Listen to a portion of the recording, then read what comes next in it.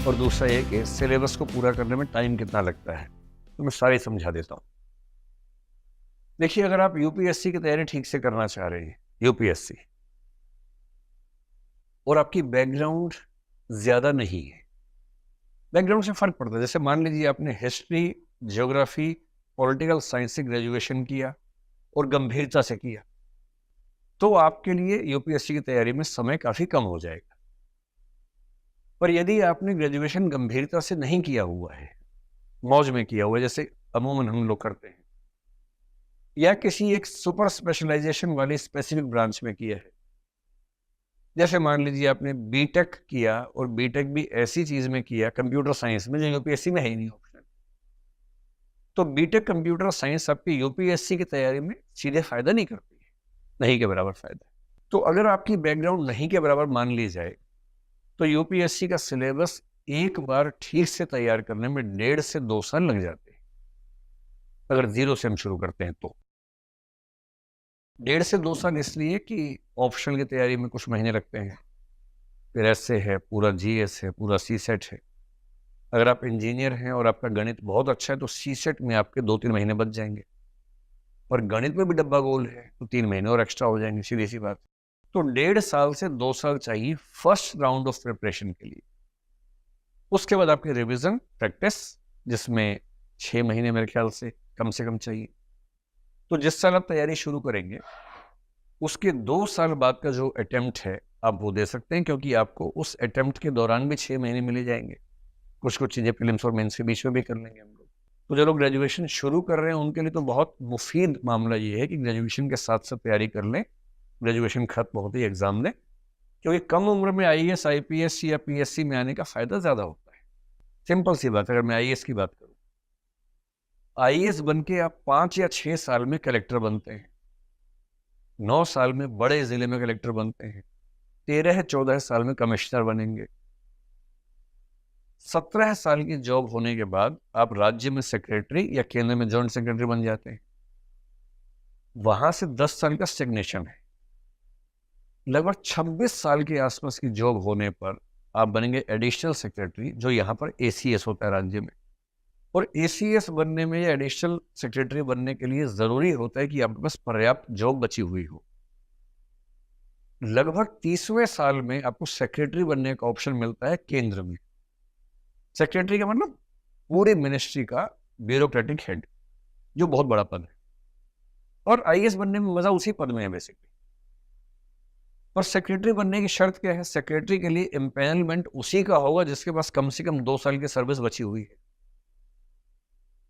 मोटी सी बात, जिस दिन आप सर्विस में जाएं, यदि आपके पास कम से कम 33-34 साल की सर्विस नहीं है, तो आप सेक्रेटरी पद का सुख आमतौर पर नहीं उठा पाएंगे। और सेक्रेटरी बने और बनते रिटायर हो गए, उसमें क्या मजा है? बन के 3-4 साल रहना भी चाहिए।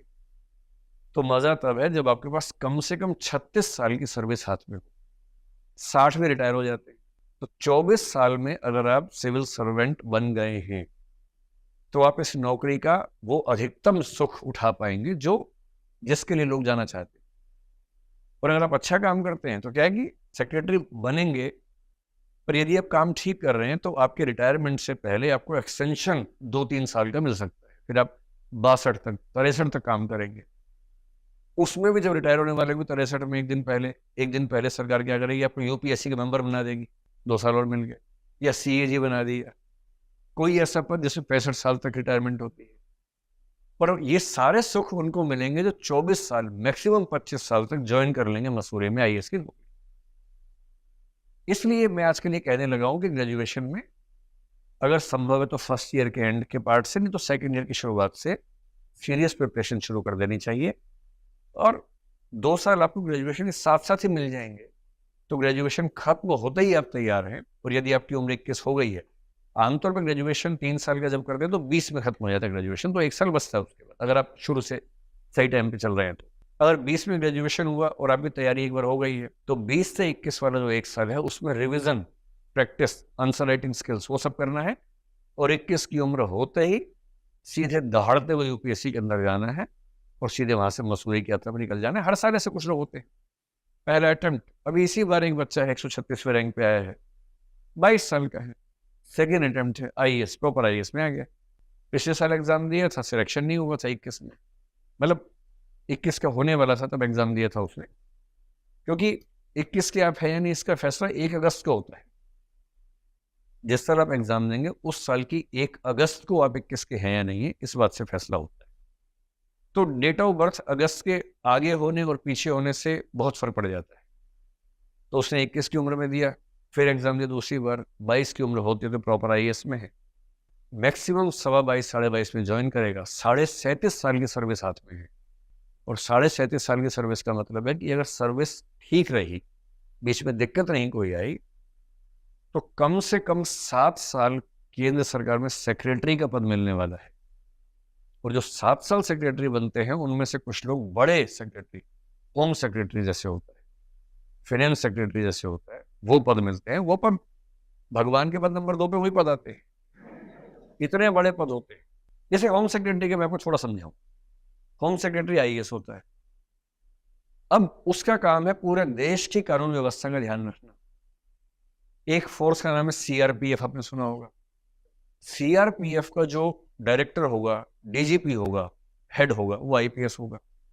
सीआईएसएफ उसका हेड आईपीएस होगा, बीएसएफ उसका हेड आईपीएस होगा, एसएसबी उसका हेड आईपीएस होगा, सीबीआई उसका हेड आईपीएस होगा, एनआईए उसका हेड आईपीएस होगा, आईबी उसका हेड आईपीएस होगा।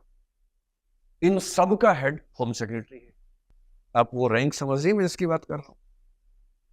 जो व्यक्ति इन सारी ऑर्गेनाइजेशंस की रिपोर्टिंग लेता हो और इन सब के माध्यम से इंश्योर करता हो कि देश सुरक्षित रहे, ये पद ऐसे नहीं मिल जाता है। इस पद के लिए कम से कम 35-36 साल की सर्विस हाथ में होनी चाहिए, और वो तभी है जब 24 साल तक आप सर्विस के अंदर चले जाए, मसूदे की यात्रा अपनी कर जाए।